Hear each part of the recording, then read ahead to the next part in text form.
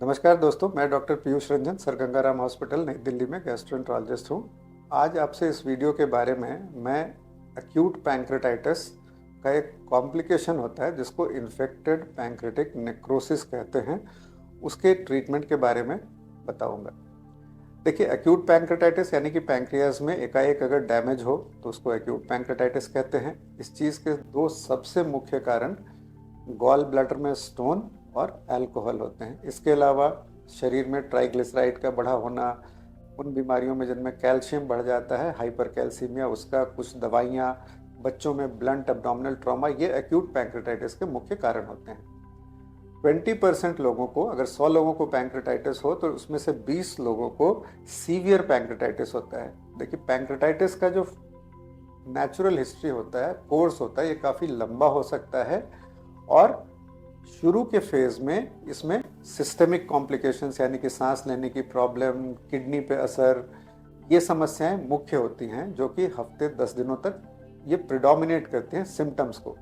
Pancreas में जब भी डैमेज होता है, पैंक्रियाज एक ऐसा ग्लैंड है जो फूड डाइजेस्ट करने के एंजाइम्स बनाता है, तो जब इसके एंजाइम्स एब्डोमिनल कैविटी में लीक करते हैं तो पैंक्रियाज को नेक्रोसिस यानी कि पैंक्रियाज का, एक तरह से इसको बोलचाल की भाषा में बताएं तो गल जाना, नेक्रोसिस यानी कि गल जाना।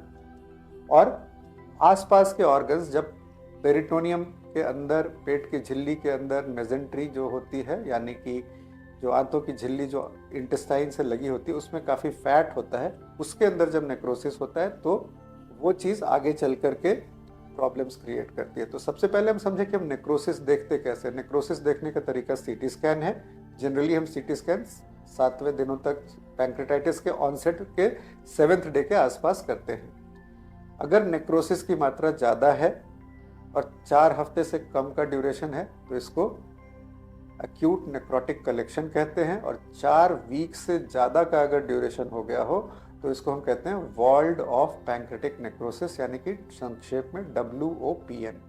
ये 4 वीक का जो टाइम है वो इसलिए कहा जाता है क्योंकि 4 वीक के आसपास, इस कलेक्शन के आसपास, ये चारों तरफ एक वॉल बन जाती है, एक तरफ से इसकी सीलिंग हो जाती है। तो जब भी पैंक्रेटाइटिस का जब इलनेस का फेज होता है, पहले 7 से 10 दिनों के बाद का जो फेज आता है, इसमें ये नेक्रोटिक पैंक्रेटिक टिश्यू में इन्फेक्शन हो जाना सबसे इंपॉर्टेंट चीज़ होता है, कि जो कि आगे की समस्याओं को पैदा की जड़ होती है। 4 हफ्ते से अंदर अगर ये नेक्रोसिस में इन्फेक्शन हो रहा हो तो उसमें ट्रीटमेंट अप्रोच अलग होता है, और जनरली 4 हफ्ते के बाद अगर नेक्रोसिस में इन्फेक्शन हो रहा हो, वॉल्ड ऑफ पैंक्रेटिक नेक्रोसिस, तो उसमें ट्रीटमेंट अप्रोच थोड़ा डिफरेंट होता है। देखिए, सबसे पहला प्रयास ये होता है कि एंटीबायोटिक्स के ज़रिए इस इन्फेक्शन को कंट्रोल किया जाए। इन्फेक्शन जब भी होगा तो उसके जो परिणाम होंगे, फीवर, हार्ट रेट का बढ़ना, ब्लड प्रेशर का कम होना, या इन्फेक्शन के फैलने से मल्टी ऑर्गन डिस्फंक्शन यानी कि मॉड्स का होना, ये एक चीज़ होती है।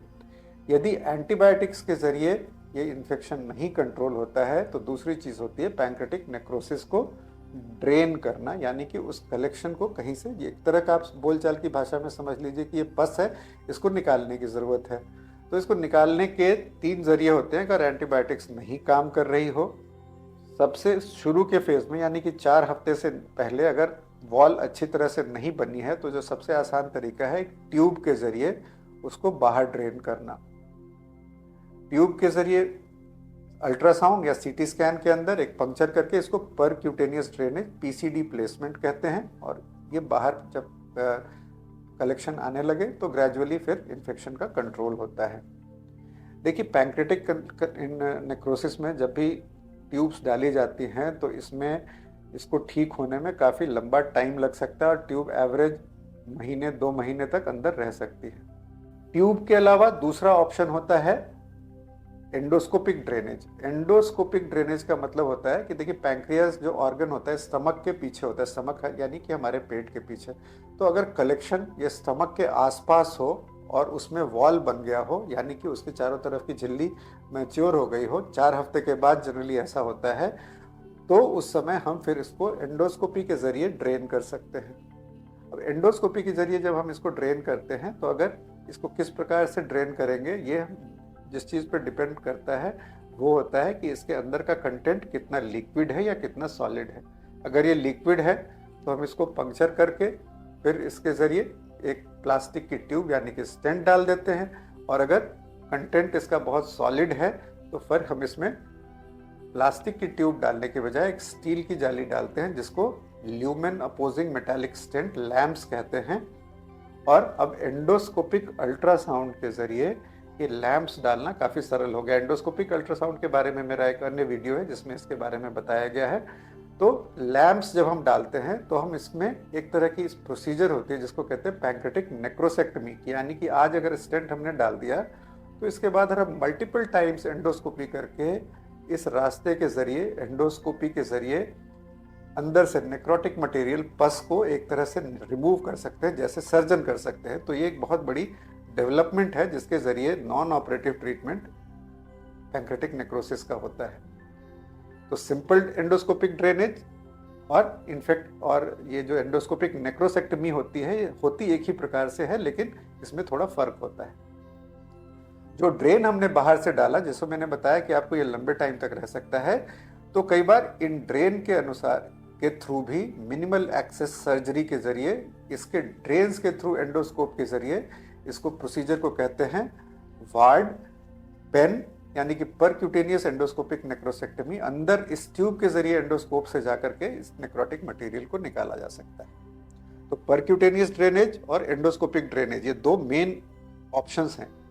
तीसरा ऑप्शन हमेशा ये होता है कि सर्जरी, जिसको सर्जिकल नेक्रोसेक्टमी कहते हैं। देखिए, ये समझने की ज़रूरत है कि काफ़ी सारा रिसर्च अब हम ये बताता है कि पैंक्रेटिक नेक्रोसिस में सर्जरी आखिरी विकल्प होना चाहिए, लास्ट ऑप्शन होना चाहिए, क्योंकि सर्जरी ऐसे मरीजों के लिए बहुत ज़्यादा डिफ़िकल्ट हो सकती है और कई बार इसमें मोर्टालिटी यानी कि डेथ काफ़ी ज़्यादा हो सकती है। अगर कोई और रास्ता नहीं बचा हो, ये चीज़ें काम नहीं कर रही हो, तो सर्जरी के अलावा कोई विकल्प भी नहीं होता है। और ये बहुत इंपॉर्टेंट चीज़ है समझना कि पैंक्रेटिक नेक्रोसिस की जब सर्जरी होती है तो एक बार में ये चीज़ें ठीक नहीं होती हैं, और उसमें सर्जन्स भी जितनी हद तक ये चीज़ों को क्लीन की जा सकती है, रिमूव किया जा सकता है, और उसके बाद ट्यूब्स डाल देते हैं और उस ट्यूब्स के जरिए फिर इरिगेशन से इसको देखते हैं। तो पैंक्रेटिक नेक्रोसिस यानी कि नेक्रोटाइजिंग पैंक्रेटाइटिस के लेट स्टेज में जनरली 3rd वीक के बाद इन चीज़ों की ज़रूरत पड़ती है, और इसमें जितने ट्रीटमेंट ऑप्शंस हैं सारे डिफ़िकल्ट हैं। परक्यूटेनियस ड्रेनेज, एंडोस्कोपिक नेक्रोसेक्टमी, ये कलेक्शन के लोकेशन यानी कि स्टमक से कितनी पास है, दूर है, ड्यूरेशन कितना हुआ है, 4 हफ्ते से कम है, 4 हफ्ते से ज़्यादा है, और उसके अंदर का कंटेंट कैसा है, बहुत लिक्विड है, बहुत गाढ़ा है, इन चीज़ों पर डिपेंड करता है। और पेशेंट की जनरल कंडीशन कुछ करने बहुत अच्छी है या फिर पेशेंट की सांस की हालत अच्छी नहीं है, पेशेंट वेंटिलेटर पर है, पेशेंट की किडनी नहीं ठीक कर रही काम, इन सारी चीज़ों के आधार पर ये डिसीजन लिया जाता है। जनरली इसमें इंटरवेंशनल रेडियोलॉजिस्ट और सर्जन्स के साथ काफ़ी क्लोज इंटरेक्शन की ज़रूरत होती है, ताकि इन बहुत ही क्रिटिकली सिक पेशेंट्स में उचित ट्रीटमेंट और केयर दी जा सके। ये बहुत ही हाई मोर्टालिटी, इसमें मृत्यु दर काफ़ी ज़्यादा होती है, तो ये समझने की ज़रूरत है ताकि आप ऐसे हॉस्पिटल में जाएं जहां पे सारी सुविधाएं उपलब्ध हो। इस वीडियो में दी गई जानकारी अगर आपको अच्छी लगी तो अपने फैमिली मेम्बर्स और फ्रेंड्स से शेयर करें। धन्यवाद।